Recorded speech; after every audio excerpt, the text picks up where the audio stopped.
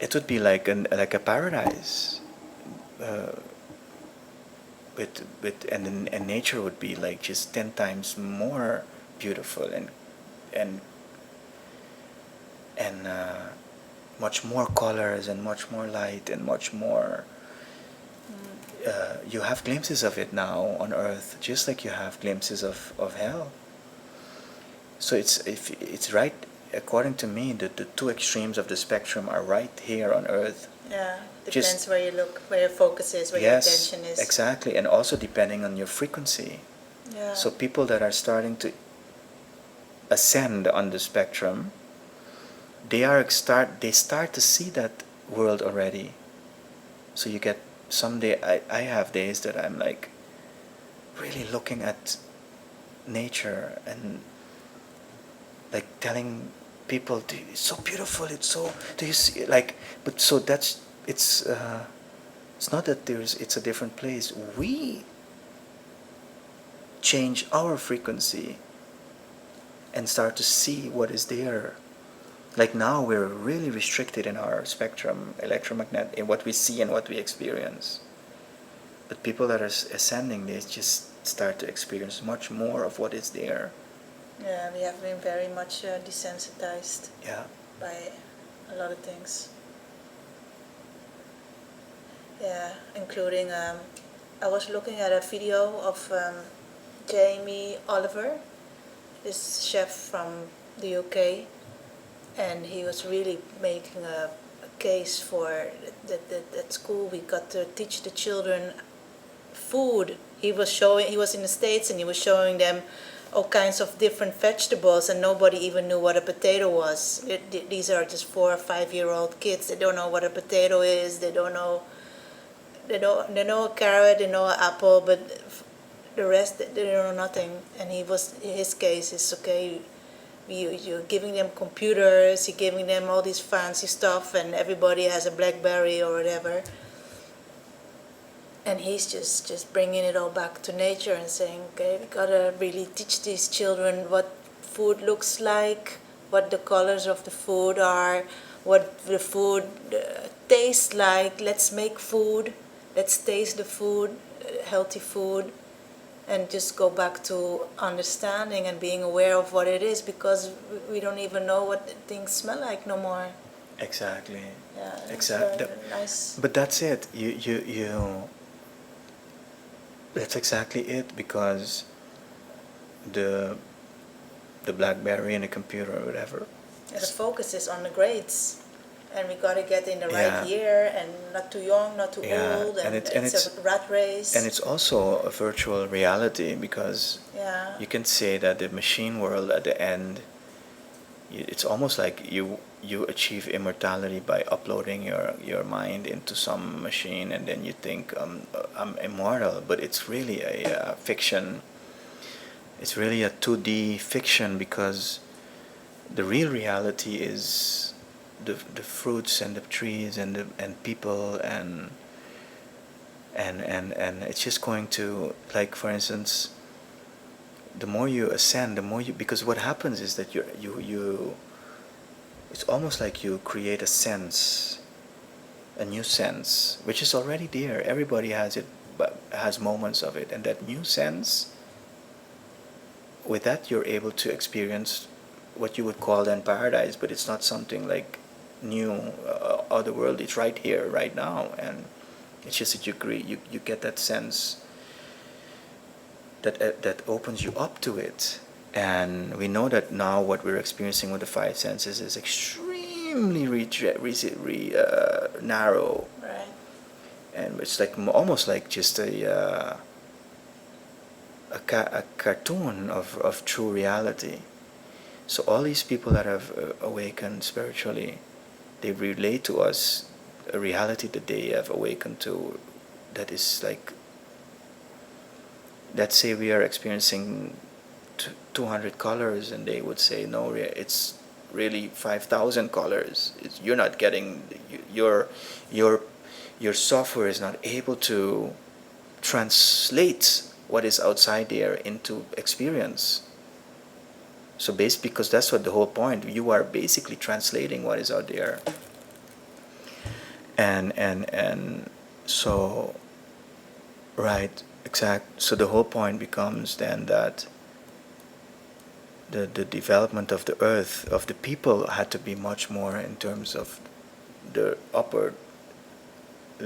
going up the ladder, while and the going down is basically putting us into this machine, cartoon machine, Disney-ish. Deficient. You're deficient. Yes, while you are wired to be eternal, but and the whole machine idea is, for instance, um, the human body is extremely meaningful, and then you would get, when I went to study, I literally remember I would be going home on my bike in Amsterdam from the university, and there were moments that I was crying because they would be brainwashing me that the mind would be this flowchart, this mechanism, just a flowchart, and I would say that, but where is? I literally told the professor once in the beginning, where is the mystical, spiritual side? Because I was being shown, I was really being brainwashed to believe that the mind is a machine. I didn't know that at that point. So Middle Earth in the Lord of the Rings, to a very large degree, has been downgraded to very low frequencies of this machine-like reflexiveness, because a machine is reflexive. Yeah. This video of this Japanese robot lady that was singing that on television, this idea of this robot, the machine wanting to be human and trying to be human, but the machine is always reflexive because it has no inner self to guide its own behavior. It has to be programmed. So you see the machine wanting to become human while the human wants to become a machine. Very paradoxical. And you have these little girls being really groomed into becoming little dolls. And the more they look like the doll, the dead doll, the more, this is what all these pageants are about, is to become like the Barbie, which is like become the robot, while the robot wants to become human. But that robot is reflexive thought. You're a robot. You've become a knee-jerk reaction to your surroundings, and when you go into reflective thought, then you have this choice. This is what the free will and free choice is all about. And then the energy, it's a complete different. So I was going home on my bike, and I would be literally crying because I was being basically indoctrinated to believe that I was basically a machine, and I really couldn't I rebelled, and I could not accept it. Something in me, because most psychology students will believe that, and this is why I often people tell me you're a strange psychologist, because you talk a lot about spirituality, but a real good psychologist has to accept the Kool-Aid that the human being is a machine, really, in essence, because if not, you would have to say that it's a spiritual being. And while the whole psyche revolves around the spiritual core of the mind, it's all about the spirituality. And the only psychologist that really got to that was Jung, and Jung is an outcast in Europe, at the European universities. And I remember this professor telling me when I reached a break point with the professor, because I was hanging more and more towards Jung in my graduate level, and then he says, I would never. In the beginning, I felt I was very insulted by this. It took me like years to get over this. But and mind you, this professor was a dropout of a priest school, and then he tells me, says, Dimitri, je hangt te veel naar het goddelijke. Je hangt too much towards the divine, which is like the way to tell a scientist that you're not scientific enough. Because I did not accept that the mind was this.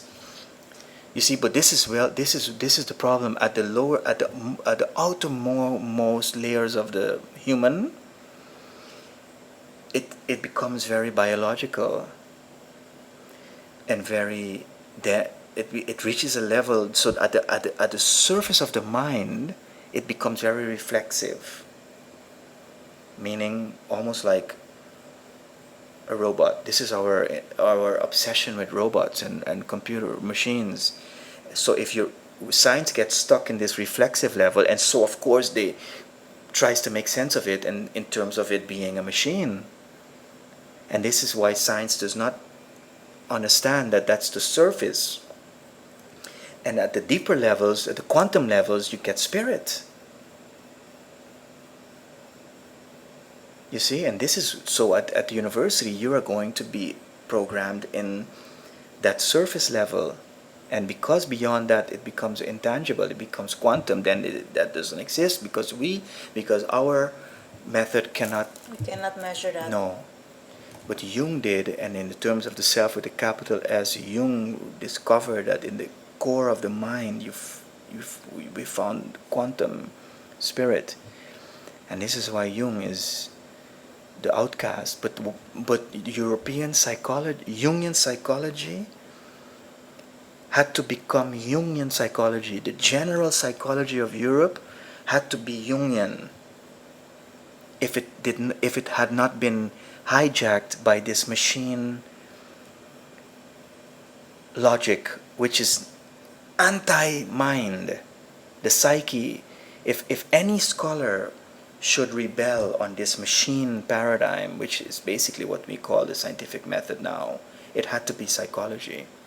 Because the mind is very, very close to the spirit.